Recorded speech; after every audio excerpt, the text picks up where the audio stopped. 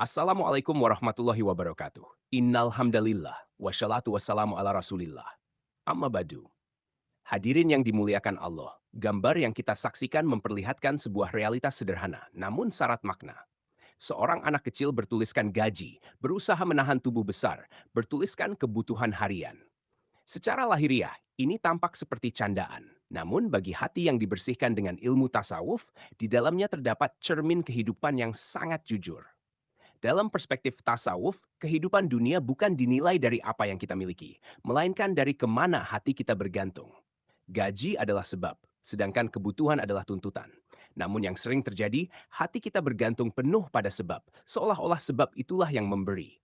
Disinilah awal kegelisahan lahir dan batin. Para arif billah mengajarkan bahwa rezeki bukan terletak pada besarnya penghasilan, melainkan pada lapangnya qanaah. Banyak orang bergaji besar tetapi hidupnya sempit, gelisah, dan penuh keluh. Sebaliknya, tidak sedikit orang dengan penghasilan sederhana, namun jiwanya tenang, tidurnya nyenyak, dan lisannya penuh syukur. Ini karena yang pertama bergantung pada angka, sementara yang kedua bergantung pada Allah. Imam Ibn Athaillah As-Sakandari dalam Al-Hikam menegaskan bahwa kelelahan hati muncul ketika seseorang sibuk mengatur rezekinya sendiri, seolah-olah Allah lalai. Padahal Allah telah menjamin rezeki setiap makhluk, bahkan sebelum ia dilahirkan ke dunia. Maka tasawuf mengajak kita untuk memindahkan sandaran dari makhluk menuju Al-Khaliq. Hadirin yang dirahmati Allah, kebutuhan hidup memang nyata. Makan, pakaian, tempat tinggal, pendidikan, dan tanggung jawab keluarga. Tasawuf tidak mengajarkan untuk meninggalkan ikhtiar. Namun tasawuf meluruskan niat dan arah hati. Bekerja adalah ibadah, mencari nafkah adalah amanah, tetapi menjadikan gaji sebagai Tuhan kecil adalah kesalahan yang membutakan batin. Seorang salik memahami bahwa dunia hanyalah wasilah, bukan tujuan. Gaji hanyalah titipan, bukan jaminan. Kebutuhan hanyalah ujian, bukan alasan untuk berprasangka buruk kepada Allah. Ketika hati sudah lurus, maka sedikit terasa cukup dan banyak terasa aman. Dalam makam tawakal, seorang hamba bekerja dengan sungguh-sungguh, namun hatinya tetap tenang. Ia tidak sombong ketika lapang, dan tidak hancur ketika sempit.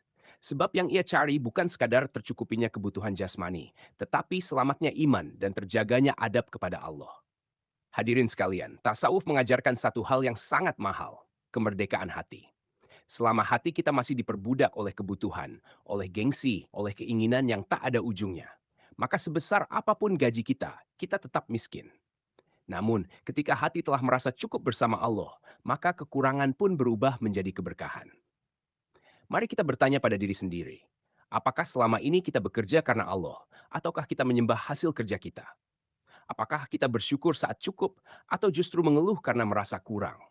Semoga Allah membersihkan hati kita dari ketergantungan kepada selainnya, melapangkan dada kita dengan sifat qanaah, dan menjadikan setiap rezeki yang masuk sebagai jalan mendekat, bukan menjauh darinya. Wallahu alam bisyawab. Wassalamualaikum warahmatullahi wabarakatuh.